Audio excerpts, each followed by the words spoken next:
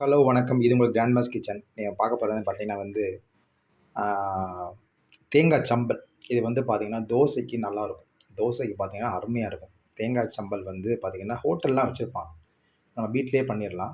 So hotel அந்த அளவுக்கு நல்லா இருக்குமான்னு தெரியாது. இது நம்ம வீட்ல பார்த்தோம்னா, கொஞ்சம் சுத்தமா செஞ்சிடலாம். அதுக்கு தேவையான பொருள் பார்த்தீங்கன்னா, மிளகாய் பொடி, அதுக்கடுத்து பார்த்தீங்கன்னா வந்து, கொஞ்சம் பெருங்காயத்தூள், அடுத்து தேங்காய் போட்டிருக்கேன், உப்பு போட்டேன் அவ்வளோதான். ஸோ இந்த பொருள் மட்டும் இருந்தாலே தேங்காய் சம்பல் ஈஸியா பண்ணிறலாம். இந்த தேங்காய் சம்பல் பார்த்தீங்கன்னா, அவசரத்துக்கு இட்லி பொடி இருந்தா நம்ம யூஸ் பண்ணிக்கலாம். இட்லி பொடி இல்ல அப்டின்னா, இந்த மாரி தேங்காய் வந்து பார்த்தீங்கன்னா வந்து, தேங்காய் வந்து கொஞ்சம் நல்லா காய்ஞ்சிருக்கணும். இந்த பாருங்க நான் காமிக்கிறேன் பாருங்க. தேங்காய் வந்து பார்த்தீங்கன்னா, இந்த மாரி ஆமா. நல்லா கொஞ்சம் அ ஃப்ரிட்ஜில வச்சாலும் சரி, ஃப்ரிட்ஜில வைக்காம வெளிய வச்சாலும் சரி, தேங்காய் இந்த மாரி ஆயிரும். ஸோ அந்த தேங்காய் வந்து இந்த மாரி வந்து பொடி பொடி பல்ஸா போட்டு பொடி பொடி கொஞ்சம் சில்லா போட்டு இந்த மாரி வச்சுக்கோங்க. ஸோ இது மாரி வச்சுட்டு நீங்க வந்து இந்த 4 பொருளையும் சேர்த்து நல்லா மிக்ஸ் பண்ணி, அத வந்து நல்லா தோசைக்கு வச்சாலே இது வந்து தேங்காய் சம்பல் ரெடி ஆயிரும். தேங்காய் சம்பல் இந்த இந்த பொருள வந்து அதே மாரி வந்து இந்த தேங்காய் சம்பல் செய்யும்போது பார்த்தீங்கன்னா, அந்த தேங்காய் சம்பலுக்கு வந்து கொஞ்சம் கருவேப்பில இருந்தா நல்லாயிருக்கும். கருவேப்பில இல்ல. ஸோ அதனால வாங்கல. கருவேப்பில இருந்துச்சுன்னா கொஞ்சம் போட்டீங்கன்னா, கருவேப்பில ரொம்ப சூப்பரா இருக்கும். இந்த தேங்காய் சம்பல் செஞ்சதுக்கப்புறம், கொஞ்சம் தேங்காய் சம்பலும், தோசையும் வச்சு, அதில லைட்டா ஒரு நல்லெண்ணெய் ஊத்தி சாப்பிட்டீங்கன்னா, கொஞ்சம் குழுக்குழுன்னு ரொம்ப நல்லா தான் இருக்கும். தேங்காய் சம்பல் செமையா இருக்கும். இந்த தேங்காய் சம்பல் செய்யும்போது பார்த்தீங்கன்னா வந்து, சிலவங்க பார்த்தீங்கன்னா வந்து நிலக்கடல போடுவாங்க. நிலக்கடல லைட்டா ஒரு கொஞ்சம் ஒரு ஒரு 4, 5 பீஸ் போட்டா, கொஞ்சம் டேஸ்டியா இருக்கும். அது கொஞ்சம் ஹெல்த்தியானதும் கூட. ஆ ஆமா நிலக்கடல வந்து போட்டாலும் இது நல்லாயிருக்கும். நிலக்கடல நான் போடல. எனக்கு வந்து இந்த 4 பொருள் போடுறது எப்பவும் செய்றது பழக்கம். அதனால உங்களுக்கு இதே மாரி செஞ்சு காமிக்கிறேன். இத வந்து கிரைண்டர்ல போட்டு நான் எப்படி சர்வ் பண்ணணும்னு உங்களுக்கு சொல்லி காமிச்சுறேன். சொல்லி காமிச்சோன்னா, அதே மாரி நீங்க வீட்ல குழந்தைகளுக்கு செஞ்சு குடுங்க. உரப்பு கொஞ்சம் கம்மியா வேணும்னா, குழந்தைகள் உரப்பு கம்மியா சாப்பிடணும்னா, உரப்பு கொஞ்சம் கம்மியா போட்டுக்கங்க. போட்டு செஞ்சு குடுத்துக்கிடலாம். இது ரொம்ப சுவையா இருக்கும். ஓகேவா?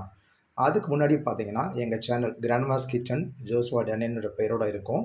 இதுவரைக்கும் எங்க வீடியோ பார்த்துட்டு ஸ்கிப் பண்ணி போனவங்க, எங்க சேனல சப்ஸ்கிரைப் பண்ணாதவங்க மறக்காம சப்ஸ்கிரைப் பண்ணுங்க, ஷேர் பண்ணுங்க, கமெண்ட் பண்ணுங்க. கமெண்ட் பண்ண மறந்துடாதீங்க. உங்க கமெண்ட் தான் எங்க வளர்ச்சிக்கு உதவும். அதனால கமெண்ட் பண்ண மறந்துடாதீங்க. நெக்ஸ்ட் பார்த்தீங்கன்னா வந்து, ஒரு சின்ன ஒரு டிப்ஸ் சொல்லிர்றேன். நீங்க படுத்து பார்த்தீங்கன்னா வந்து, ஏற்கனவே வந்து இந்த டிப்ஸ் வந்து நான் வந்து சமையல் பண்ணும்போது சொல்லிருவேன். அதனால வந்து இப்போ வந்து பார்த்தீங்கன்னா, ஊறுகாய் அன்னைக்கு சொன்னேன். ஊறுகாய் போடும்போது பார்த்தீங்கன்னா, நெக்ஸ்ட் வந்து பார்த்தீங்கன்னா, கடாரங்க ஊறுகாய். கடாரங்க ஊறுகாய் பார்த்தீங்கன்னா, கடாரங்க ஒரு பெரிய சைஸா இருக்கும். நார்த்தங்காய் காட்டும் பெரிய பெருசா இருக்கும். அந்த கடாரங்காய நீங்க என்ன செய்யணும், நல்லா வேக வச்சுருங்க. 1 விசில் எடுத்துருங்க. ஏன்னா வந்து 2 விசில், 3 விசில் வைக்கும்போது நல்லா குழஞ்சு போயிரும். லைட்டா ஒரு கிளாஸ் தண்ணி ஊத்தி, அத வந்து நல்லா வேக வச்சு எடுத்துக்கங்க. ஸோ அதுக்கடுத்து பார்த்தீங்கன்னா, அது எப்பொழுதும் போல நான் சொன்ன மெத்தட்ல ஆமா. கொஞ்சம் 1 ஸ்பூன் வெந்தயம், 2 ஸ்பூன் கடுகு, கொஞ்சம் சோம்பு சேர்த்துக்கங்க. அது லைட்டா வறுத்து, அத பொடி பண்ணி வச்சுக்கங்க. சட்டியில நல்லெண்ணெய் ஊத்திக்கங்க. அது காஞ்ச பிறகு கொஞ்சம் வந்து கடுகு உளுந்து போடுங்க. அது காஞ்சு கொஞ்சம் கருவேப்பில போட்டுக்கங்க. கருவேப்பில. ஆமா. பச்சை மிளகாய் வேணுனா இதோட போட்டுக்கலாம். பச்சை மிளகா கொஞ்சம் போட்டு வதக்கிடலாம். அடுப்ப சிம்ல வச்சுக்கங்க. வச்சுக்கிட்டு இந்த காய்ச்சி வச்ச அந்த அரைச்சு வச்ச பொடி அதோட போட்டுக்கங்க. சிம்ல வச்சா தான் உங்களுக்கு கருகாது. ஓகேவா? அதோட இந்த நம்ம ஊறுகாய இருக்குங்களா, இந்த ஊறுகாய அதோட சேர்த்து லைட்டா கிண்டிருங்க. உப்பு போட்டுருங்க. இறக்கிருங்க அவ்வளோதான். இறக்கிட்டா ஊறுகாய் விடாம இருக்கும்.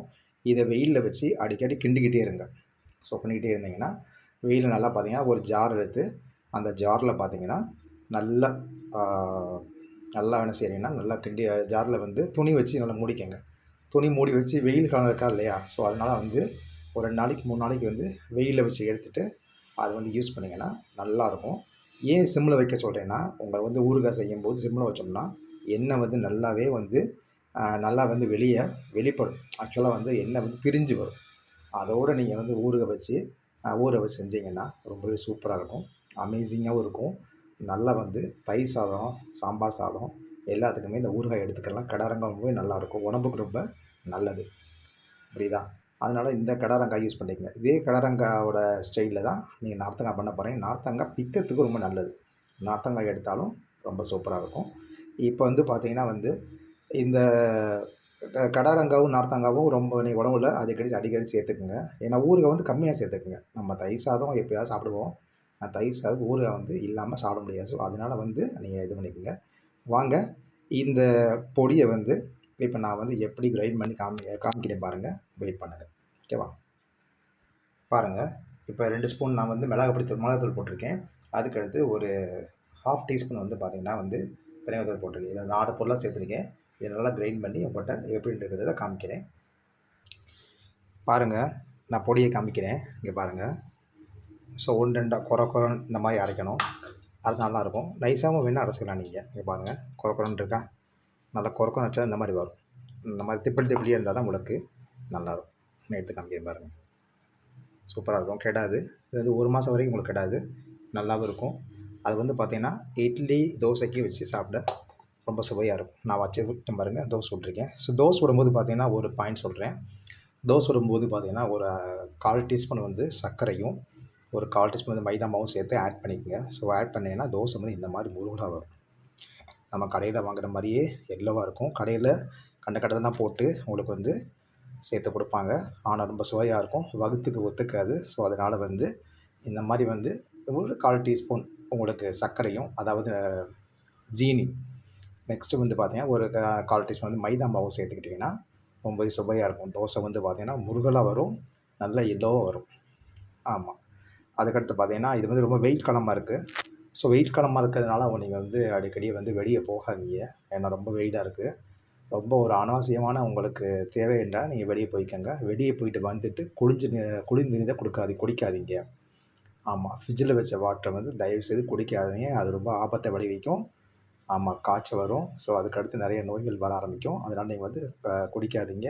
தாகத்தை தணிச்சாலுமே அதில் நிறைய நோய்கள் வரக்கூடிய வாய்ப்புகள் இருக்குது. அதனால் குளிர்ந்த நீரை வந்து அவாய்ட் பண்ணிடுங்க. ஆமாம். வந்த பிறகு ஒரு 10 நிமிஷம் கழித்து பச்சை தண்ணீரையே குடிங்க. சரியாக வந்துடும். ஓகேவா? இப்போ பார்த்தீங்கன்னா தோசை விட்டுட்டு இந்த மாதிரி பார்த்தீங்கன்னா நான் ஆயில் ஊற்றிட்டேன். அதில் பார்த்தீங்கன்னா வந்து ஆயில் ஊற்றி அந்த பொடியை வந்து வச்சுட்டேன். ஸோ இது வந்து இதோடு சாப்பிடும்போது ரொம்பவே நமக்கே ரொம்ப அமேசிங்காக இருக்கும். ரொம்பவே சூப்பராக இருக்கும். நீங்கள் சாப்பிட்டு பாருங்கள். நீங்கள் அடிக்கடி செய்வீங்க. எனக்கு மறக்காமல் கமெண்ட்ஸ் எழுதுவீங்க. அதனால் மறக்காமல் உங்கள் வீட்லேயும் குழந்தைகளுக்கு செஞ்சு கொடுங்க. இந்த பொடி வந்து பார்த்திங்கன்னா நம்ம தேங்காய் வந்து வேஸ்ட் பண்ணாமல் இருக்கிறதுக்கு உதவும். தேங்காய் வந்து தேங்காய், இந்த வெங்காயம், அதுக்கடுத்து வெள்ளைப்பூடு, இது 3யும் ஃப்ரிட்ஜில் வைக்கக்கூடாது. ஆமாம். தேங்காய் வந்து வெளியே வச்சிடணும். வெளியே வைக்கும்போது ஆக்சுவலாக வந்து இந்த வெயில் காலம்னால உடனே காஞ்சிடும்.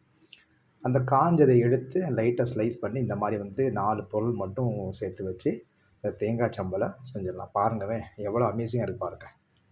சூப்பராக இருக்கா? ஆமாம், ரொம்ப நல்லாயிருக்கும். மீண்டும் அடுத்த வீடியோவில் சந்திப்போம். மறக்காமல் எங்கள் சேனலுக்கு சப்ஸ்கிரைப் பண்ணுங்கள். சேனலை தொடர்ச்சியாக பாருங்கள். உங்களோட குறைகளை எங்கள்கிட்ட சொல்லுங்கள். நிறைகளையும் எங்கள்கிட்ட சொல்ல தவறாதீங்க. மீண்டும் அடுத்த வீடியோவில் சந்திப்போம். அதுவரை உங்களிடமிருந்து விடைபெறுவது உங்கள் டேனியல். தேங்க்யூ. பாய்.